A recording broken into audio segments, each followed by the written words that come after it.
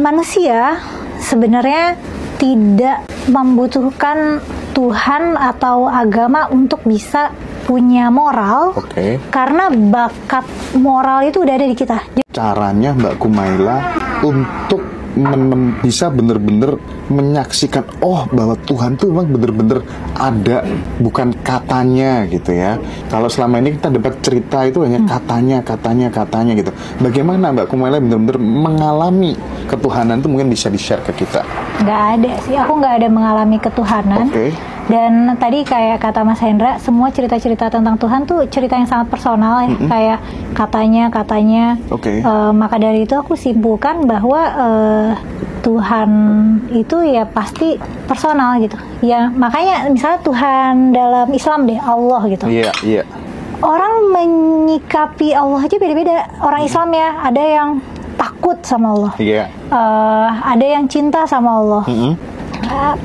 Tapi mereka berdua taat ibadah nih, taat ibadah karena takut, taat ibadah karena cinta. Itu kan perasaan yang beda ya.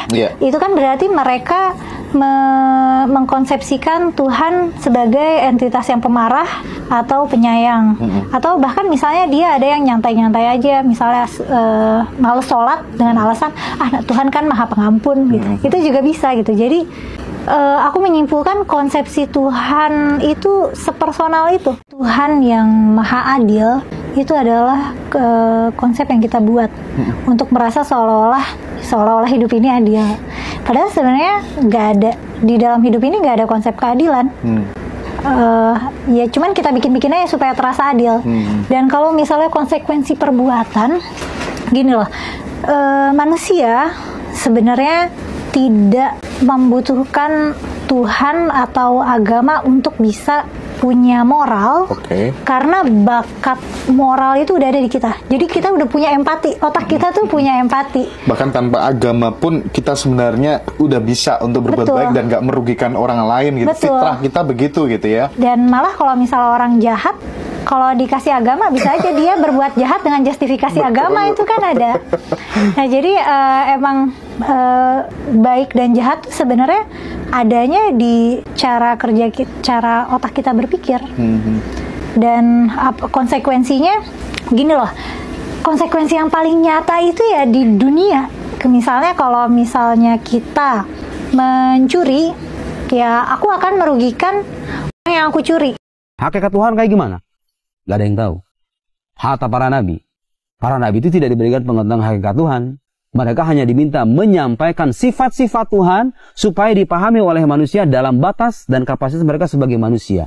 Allah itu seperti apa? Allahu war-Razzaq wal-Hadi, al-Mudil, al-Muhyi, al-Mumit, al-Alim, al-Qadir, al-Muqtadir. Disebutkan sifat-sifat itu. Supaya kita bisa mengenal Tuhan, dua tanda petik, mengintip Tuhan sesuai dengan kacamata kita sendiri, sesuai dalam batas pemahaman kita sebagai manusia. Tapi hakikat Tuhan yang sesungguhnya seperti apa, nggak dijelaskan dan nggak akan pernah bisa dijelaskan. Karena kalau hakikat Tuhan dijelaskan, berarti dia terbatas dong, ya nggak? Oh iya. Iya. Ada menjelaskan hakikat Tuhan adalah begini. Selesai sampai di situ gitu, Tuhan gitu, terbatas dong. Iya.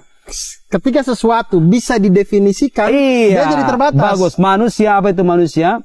Rational animal, hewan natif, hewan yang berpikir. Itu hakikat manusia tuh, terbatas dalam mana kehewanan, keberpikiran. Betul. Oke. Tuhan bisa ada definisi kan? Nggak bisa.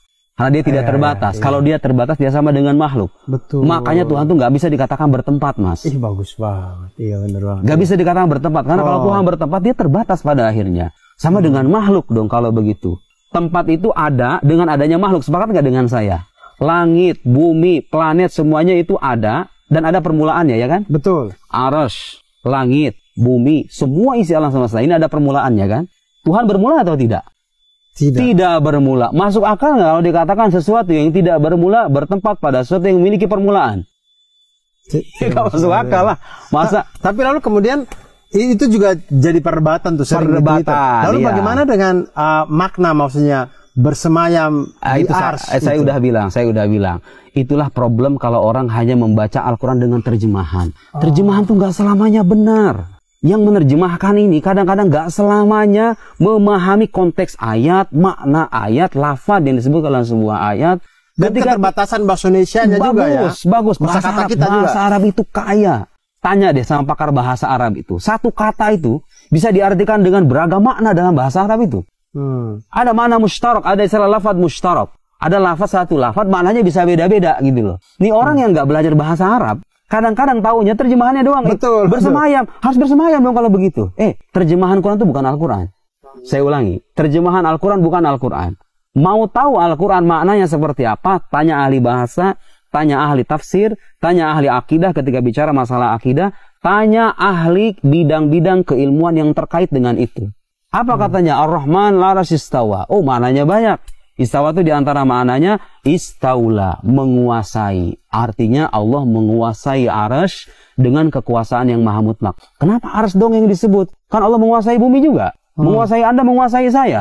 Kenapa cuma arasy disebut? Jawaban Imam Baihaqi misalnya, li'anna arasy a'dham makhluqat, a'dham al-mamlukat, ada dalam makhluk terbesar. Seolah-olah Tuhan ini mengatakan kepada kita, yang paling besar di antara ciptaanku saja dia kuasai. Apalagi kita yang paling kecil. Paham?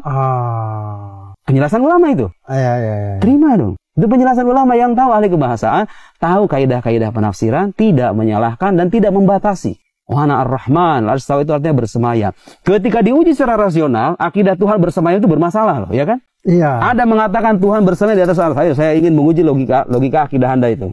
Tuhan tidak bermula. Artinya sebelum adanya arasy, sebelum adanya langit, sebelum adanya bumi, Tuhan ada dengan dirinya sendiri. Kan? Ketika Anda mengatakan Tuhan bertempat di atas langit, di atas arasy, berarti ada perpindahan dan perubahan, ya nggak? Tadinya dia nggak bertempat, kemudian bertempat. Saya tadi nggak di Depok. Kemudian saya datang ke Depok. Ada permulaannya nggak keberadaan saya di Depok? Ada. Bagus. Bisa nggak Anda terima akidah yang menyebutkan Tuhan ada permulaannya?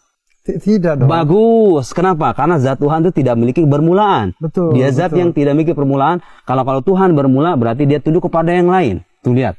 Akidah yang rasional mengatakan justru Tuhan itu ada dengan dirinya sendiri. La yataqayyad bizaman wala makan. Tidak terikat dengan waktu, tidak terikat dengan tempat. Diterima silahkan, ditolak silahkan, tapi dengan argumentasi. Apa argumen rasional bahwa Tuhan itu bertempat? Ayo, saya jamin 100% nggak akan bisa itu. Betul. Karena ketika nggak logik ya kan? Ketika Tuhan bertempat, kita membatasi. Iya, membatasi.